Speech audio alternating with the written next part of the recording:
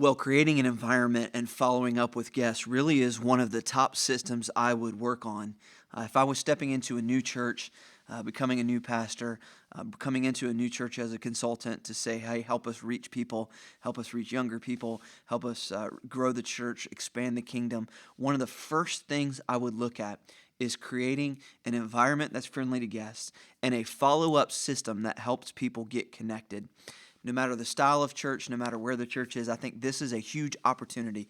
And it really is one of the top systems I would work on because here's the deal. Following up with guests, it really affects church growth and church health. Both growth and health can be impacted when you have a system, a effective system that brings people into the church, helps them have a good experience and a God experience, and then plugs them in and helps them get connected. And so the idea of connecting people into the church to helping people follow Jesus with their faith, it really can start with a good experience when someone visits church. And it's why we're starting the systems course with this module. And the good news is this: we're going to talk about some ideas. I'm going to share some pictures, some strategies, some principles with you today. But there are things that you can hear today and implement in the next week or so that can really move the needle in your church. Some of the changes that we're going to talk about here are not going to require you to get all the elders together and create this big culture and have all these leadership team meetings and retreats. There are some tactical things that you can do to really get started on this system. And so we're going to start the systems course by looking at how we create an environment where guests are welcome, but how we can intentionally follow up with guests who visit your church. Because here's what we know: guests are going to visit your church this year. There are going to be people who come to visit your church, whether it's like I shared at the beginning, somebody who visits by accident, whether you have family visiting from out of town, somebody's going to look you up on the internet. People are going to visit your church this year. The key question is, what happens next? Are they going to come back? Can they get connected? Are you going to be able, or even going to have the opportunity to help them follow Jesus with their life? Now, as we move throughout the entire course, you're going to hear me say something a few times. And here in the area of guest follow-up is one of those places where it really rings true. And it's that actions create culture, and culture reinforces actions. So we're going to talk about how to have, wouldn't it be great if there was just this culture in your church where guests were just showing up all the time, without you having to, advertise or guilt people into inviting? Wouldn't it be a great if there was a culture in your church by when people came, they experienced friendliness and they understood what was going on and they just kind of naturally wanted to come back? That's a culture thing. And that may be the goal. But what we can do is it's tough to change culture. It takes time to change culture. But it's daily actions, weekly actions, little actions. Actions actually create that culture, and then culture reinforces action. So there's some actions you can take when it comes to following up with guests that will help create a culture where guests are valued, where new people are expected, and where people just kind of meet Jesus in your church. That culture can happen in your church when we begin to move the needle on actions. And so we're going to dive into a guest follow-up system, and it's really going to happen in three parts. We're going to kind of follow the path of a guest. And so as somebody comes and visits your church, we're going to talk about what happens, and we're going to kind of use the service as that middle part. So we're going to talk about what happens before the service even starts. What can you do to create a really good follow-up process? We're going to talk about what happens during the service, because there's some key actions you can take during the service to follow up. And then we're going to talk about the actual system itself, is what happens, when the service is over.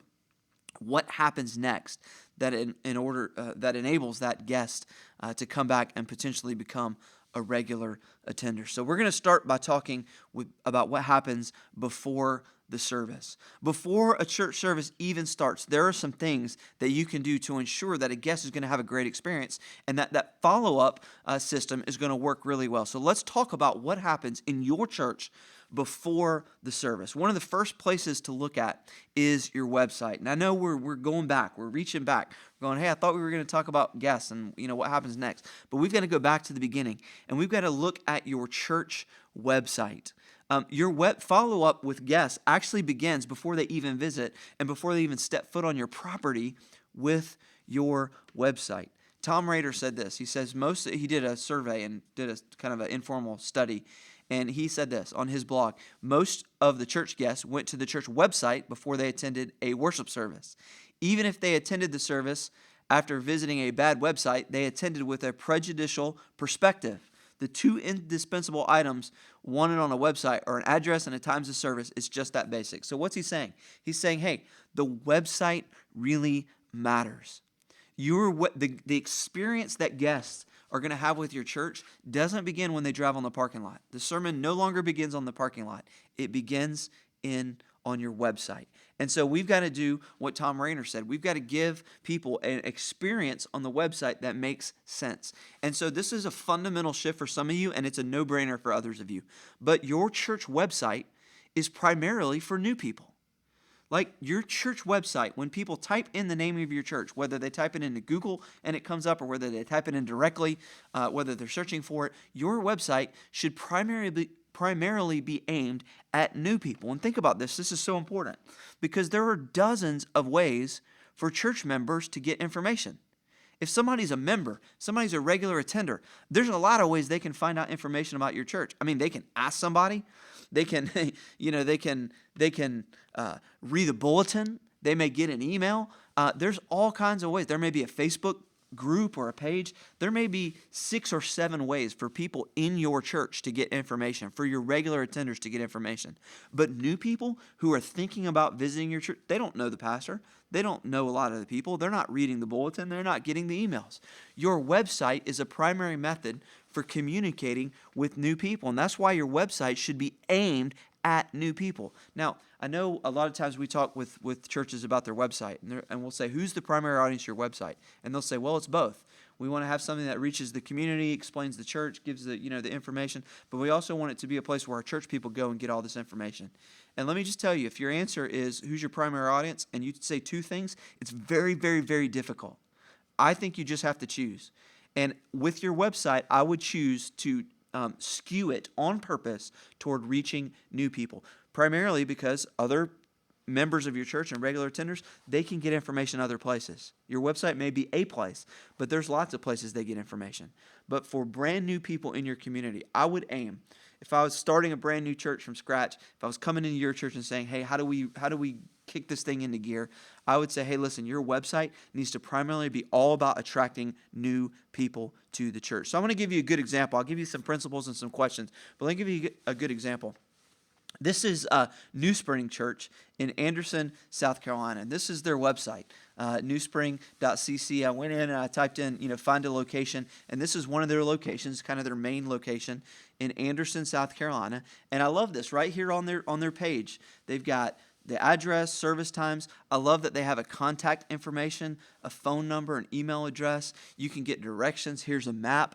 They're telling me what's available at this location. I can get free Wi-Fi, coffee, sign language. I mean, this entire page is built for me. I love this language. Plan a visit. If this is your first time, you're our guest. And so we want to answer a few questions. This is really, really good language because this page is made for guests. Where do I go when I get there? I mean, they're telling me exactly what to expect. I love this. If you need something, go to guest services. If I need a pen, this is a huge question. What do we do for kids? And here they've got a kind of a unique policy that they don't allow children in the service. So they explain it right here on the page. How long's the service going to last? I would want to know that if I'm a guest. Where do I go when it's over? What do I wear? And I actually like this last question as well, because they're saying, hey, we're for everybody. And then down below this, they've got other content that you can kind of dive deeper. But what I love about this page is they've designed this page with guests in mind. This is not a page where I can go and do a bunch of Bible studies, where I can go and sign up for the church workday. The point of this page is, hey, let me speak to you as a brand new person, and let me tell you all the things you need to know about our church before you visit. And so before the service even happens, New Spring is doing a great job following up with me by explaining to me what's going to happen and by answering questions I'm going to have in advance. And so I think your website needs a plan a visit page. Your website needs an I'm new page, first time page, whatever you want to call it. It is, if you looked at your stats, I would venture to guess, it is one of the 3 most visited pages on your website. It is one of the most visited pages on your website. And so it's really, really, really important. So here's some kind of questions, some kind of website checkup key questions, because we're talking about how do we get guests connected. We're starting on the website. Here's some questions to ask. Are the service times clear and visible on your homepage? I mean, I know we want to talk about vision, values, mission, strategy, all this kind of stuff on our website, but when new people are going to your website, they want to know, what time does the service start? What time do I need to be there? They shouldn't have to click through 3 or 4 different pages to find out what time the service is. Do you have a plan your visit or a what to expect page? I would really encourage you, if you don't have this page, to create it. And I really like the language, plan your visit. It sounds better than, first time guest. It's action oriented, plan a visit, to where on that page you can put all the things that a guest wants to know. I love this quote by Jonathan Malm. I interviewed him not too long ago. He said, many churches spend the least amount of time on their I'm new page when they should spend the most, right? That is a very important thing to answer. Are you clear about where to park or where to go? Don't just assume everybody knows where to go. If your church is an urban church and maybe you've got off-street parking or a parking deck or parking garage, you may even want to put a map with say, hey, park here on Sundays, because it can be confusing. If your church just has a regular parking lot and a side door and kind of all their regulars go in the side door, nobody really uses the front door, tell people that on the website. Homes are like that sometimes. In our house, we hardly ever come through the front door because we park in the garage and go through the side door. And so maybe your church is like that there are just kind of the ways everybody comes in, but then there's a front door that nobody really uses. Tell people where to go and tell them right on the website. Do you explain what parents should do with their children? This is huge. If you're in an area that has a lot of young families, this is a primary reason that they choose a church. So explaining to people what to do, where to go, what's going to happen is a huge thing to do on your website, because the day they come and they're trying to deal with their kids and all that stuff, it's very confusing. Can people watch a service or see an overview of Sunday programs? I think this is huge. Give people a video. It doesn't have to be a fancy produced $10,000 video. But put a video of your service. Find a high school student to make a video, an iMovie, about your church service and say, hey, here's a glimpse into what it's like to be at our church on Sunday. Or provide an overview of Sunday programs. A lot of websites, they talk about what's going on this week, but really they should talk about what goes on every week. What happens every week. So here's the service. Here's what's happening with kids. Here's where kids go. Here's what kids are learning. Just an overview. On this page, you don't need to talk about everything in your church. You need to talk about the most important Sunday things. Here's another question. Do the words on your website make sense to people who are not familiar with your church? Do the words on your website make sense to people who are not familiar with your church? Got to watch out for insider language. Somebody who's visiting your website for the first time, they don't know the names of all your programs and ministries. And so if you just say them in passing, it's not going to make sense. We'll talk about that a little more later. But the words on your website need to make sense to people who don't visit your church, who aren't familiar with your church, because the point is we're for new people. We're trying to reach new people. So let me give you an action step. We've created a simple form. It's a website evaluation form, and it's the kind of form that you can give somebody who does not go to your church and say, will you go to our website and will you fill out this evaluation form? It'll take about 5 minutes. And the feedback, see, you're biased, and I'm biased. You visited your website before. The people in your church already kind of know the deal. You need somebody who is brand new with outside eyes to look at your website and say, here's the questions I still have. Here's what I don't know. Here's what I'm wondering about. You're not going to get that information from your analysis. You've got to use this form, and you've got to give it to a stranger and get their analysis. Here's a pro tip. You can actually, if you don't know who to do this, maybe a neighbor or just somebody, you could pay somebody $5 to do it on a website called Fiverr.com. I actually love this site. It's a site full of jobs that people post that say they will do this for $5. And here's an example. This person said, hey, I'll go to your website and I'll critique it for $5. And he will record a screencast where he's visiting your website and just kind of talking and giving instant feedback. For $5, for the price of an expensive cup of coffee or 2 cups of coffee, right? Here's brand new eyes. Somebody who may not even be a Christian looking at your website and saying, here's my questions. Here's what I think. Here's what I would still want to know about this church if I was thinking about visiting. That is a valuable feedback and a valuable lesson that you can get from somebody for $5. And so take the website evaluation form, get somebody to look at your website, and create or tweak your website with guests in mind. So that was website. The second thing I want to talk about before they even visit is first impressions. And I referenced this earlier, but I'll say it again. People have said the sermon begins in the parking lot. I actually think it begins on the website, but it continues in the parking lot. And one of my favorite examples of this is just kind of this idea of a red wagon moment. And my friend Jeff Henderson pastors a church here in Atlanta called Gwinnett Church. And it's a great church. And when you are a guest and you drive up to Gwinnett Church, and it's a big church, but every church can do this. Whether your church could have 12 people in it, or 1,200 people, or 12,000 people, your church could do this. They have greeters in the parking lot, specifically in the area where kids park, where families and kids park. And if you are a first-time guest and have a kid and you're coming up, they actually have somebody in the parking lot with a wagon like this. And they use a little green wagon, I think, these days. But you can get this wagon you can order it off of Amazon. You can go to Toys R Us, probably Walmart. You can get a wagon like this. And they have a greeter that is specifically on the lookout for parents that have kids who are visiting for the first time. And if somebody's visiting for the first time, the kid hops in the wagon, and the greeter pulls the kid as the parents are walking, a young kid, elementary age, younger, pulls them up to the church, and they get a wagon ride into church. Now, let me ask you a question. If you did that, do you think that kid's going to have a great first impression? Yeah. Do you think those parents are going to have a good first impression? Do you think if there's a bad experience a little later on, even, that first moment may even compensate for it? Do you think that family is going to give grace if there's a line? Do you think that family is going to have a positive experience with your church? Yes, because right when they get out of the car, they're experiencing this red wagon moment. And in fact, this is so cool. The greeter at Gwinnett will meet the family, say, hey, give the kid a rag and wide, and actually radio up using a walkie-talkie that you can get for about $25.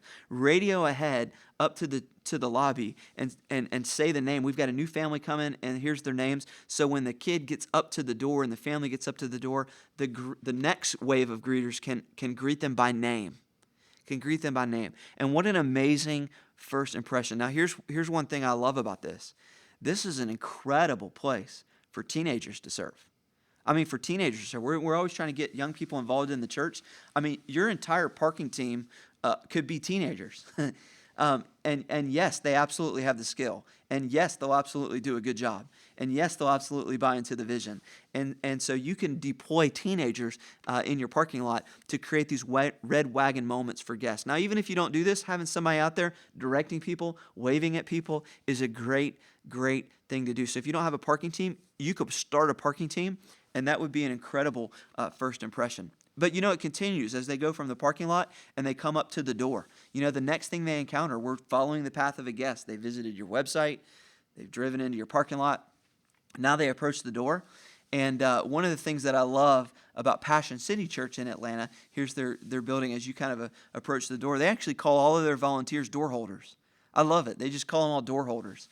And a door holder is a volunteer. There are door holders who are literally door holders, that they stand in the parking lot like this person here directing traffic. They may open the doors for people. But for Passion City, door holder is symbolic as well. And door holders, on their website, it says door holders are people who've been on the inside and experienced Jesus and are willing to open the door for others to be welcomed in. I love that. People who take great pleasure in opening the way. So it's not just, it's opening a door physically, but it's also symbolically and spiritually opening a door for people to experience Jesus. And I love this metaphor. I love this language because this isn't just a greeter. This isn't just a parking team person. This isn't just a host. A door holder is somebody literally who's holding a door for somebody, but who is figuratively opening the way, paving the way, serving others for a greater purpose. And I love that language. And so your church needs door holders.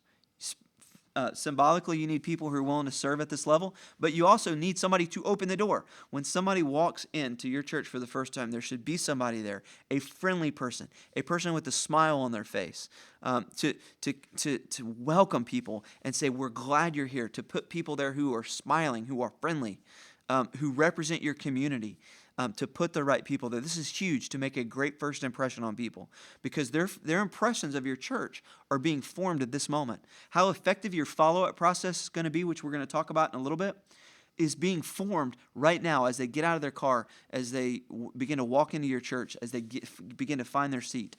Their impressions are being formed. So you need door holders. You need greeters. In addition to staffing the parking lot with friendly people, pay attention to the people who are standing at your door. I know this is really simple, but you've got to make sure you've got friendly people there. Okay, this is not the place for Oscar the Grouch. This is not the place for the bouncer guy with tattoos on his arm to scare people away. You need those people in student ministry. This is a place where you want to put friendly people. You want to be careful that you don't have a bunch of longtime members engrossed in conversations with each other at the doors, because that's intimidating to new people. Instead, you want somebody there who's got a friendly smile, somebody who's just going to say good morning and welcome people. You don't need to have people hugging and high-fiving and go over the top if that doesn't fit your culture, but you want to have a friendly person there to say, hey, welcome, glad you're here, good morning. And that's huge. Another thing you could do in your first impression is you could provide an info center. You could provide a place for people, and we see this in a lot of the churches that we work with, that they create a central place where people can get information. I love this picture from Journey Community Church. It's kind of like the hub of activity, and they've got some people that are standing there and staffed there. But here's what I love about this, is they've streamlined the process. That you don't need a bunch of tables. Every ministry doesn't need their own kiosk. Every little sign-up place doesn't need a table or a display. That you could create a central place. This is actually very welcoming for guests, to create a central place. If you have a question, go here. If you need something, go here. The church I go to actually created an entire room, and it's staffed with some of the most educated and most friendly and best volunteers in all the church. That if you're new, go here, and they can answer anything. If you need help, go here. They'll answer anything. And I love that, because it creates a central place. It creates a clear place for people to go to if they have a question. And so as we follow the path of this guest, they visited your website, and they've gotten information, and they've come on your parking lot, and you're giving them that red wagon moment. Maybe literally with a red wagon, but it could be figuratively. They come up and they find a greeter or a door holder that's serving. Maybe there's a central area, there's an information area. But then I want to talk about another area, and that's kids check-in. This is huge. Website, first impressions, kids check-in. 3 areas that really go far to solidify what a guest is going to experience. And if you've got kids, you know how important this is. If you're visiting a church for the first time with young children in tow, there's nothing more stressful than checking them into a class for the very first time. And this is where the curse of knowledge comes into play, because your classrooms are safe. They're properly staffed. You've got 2 volunteers in there. There's curriculum. Kids are going to have fun. They're going to learn about Jesus. But the first time mom or dad doesn't know any of that. They wonder what the room looks like. They've never been in it. They've never seen it. They worry that their kid's going to be left alone. They worry that their kid's going to cry. They want to trust. That's why they're there. But maybe they had a bad experience some other time. And so the kid might be scared. The parents might be scared. The mom might be scared. Maybe there's a first-time mom who this is the first time they've ever left their kid. I've heard that story. And so this is your opportunity to turn something that's normally tense into something that's really inviting. If you can I'd go so far to say this. If you're trying to reach young families, this is one of the most important areas in your church for creating a positive experience.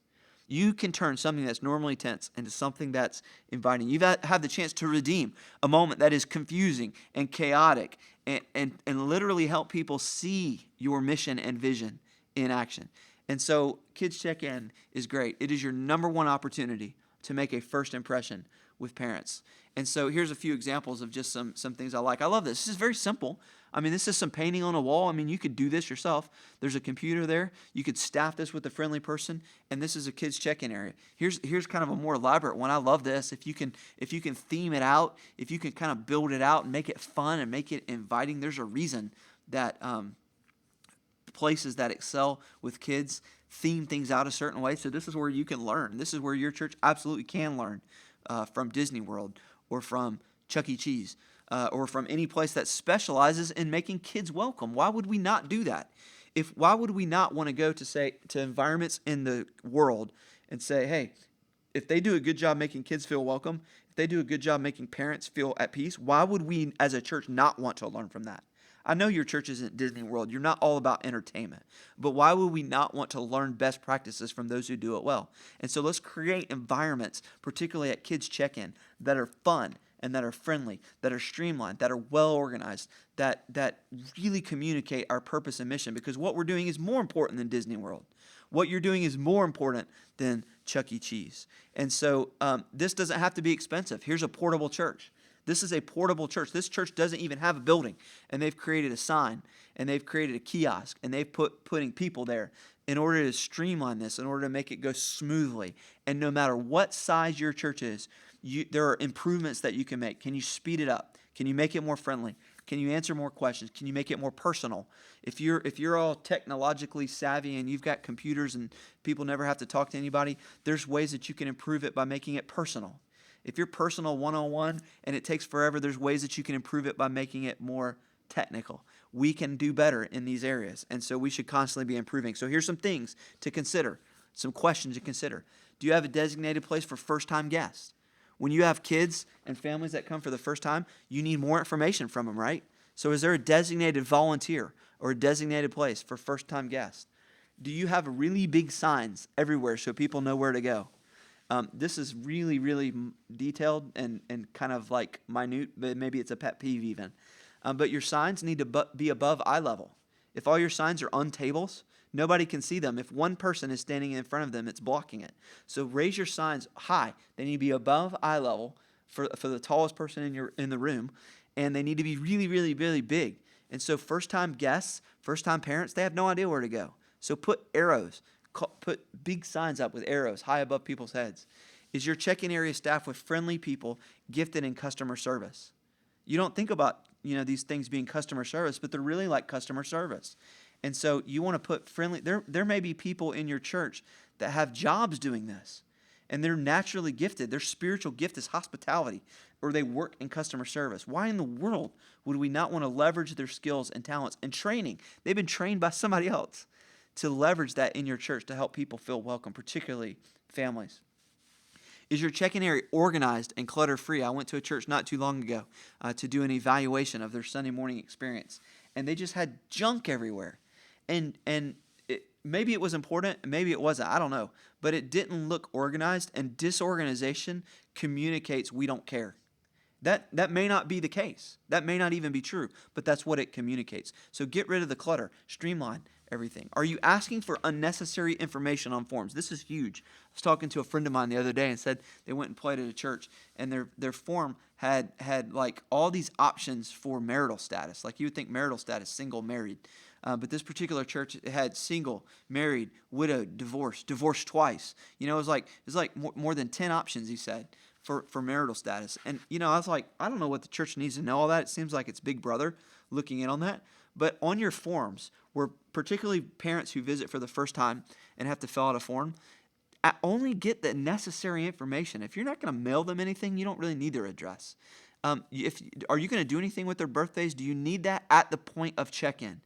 If somebody's checking in 2 kids, do they really need to fill out 2 forms? How can you streamline it? How can you make it better? And you go, oh, this stuff doesn't matter. Listen to me. It matters. It matters. Everything you can evaluate from the guest perspective is going to be that action that creates culture in your church. Yes, it matters. And so don't ask for unnecessary information on forms. You may could get more information later, but at the point of check-in, don't overwhelm people with long forms. Nobody likes it. Are kids standing by for a long time while your volunteers work on computers? Went to a church one time where the first-time mom was filling out a form and then immediately handed the form to a volunteer, and the volunteer needed to type it all into the computer in order to print a label. And guess what? The mom and the kid are standing there. Mom's trying to keep the kid quiet, keep the kid from behaving. It is possibly the most stressful 2 minutes of a Sunday morning experience, watching a volunteer type in all the information that you just wrote down on a computer. How can this be streamlined? How can this be improved? Do you have information to hand parents to read during church? This is huge.